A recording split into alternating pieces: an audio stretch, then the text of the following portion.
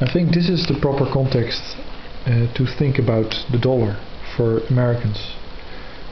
And that is, imagine that it's on your plate and you are, well, you can wonder what's doing there, why is it there? It's not food. And that's exactly the problem. The dollar is not food. It cannot feed you. It cannot keep you alive. It's a thing that you have to give to somebody, so that this somebody that has worked and has farmed and has invested and has created food will give you in return for this dollar some food.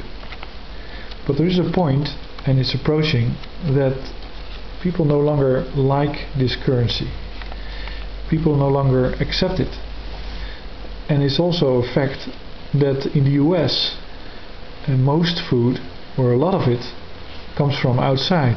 And if not the food comes from outside the US, the fuel that is needed to make the food comes from outside the US, the oil. And the fertilizer, which is also made out of oil. So you have a big problem if people no longer accept this thing, and you yourself cannot eat this. It's worthless on your plate.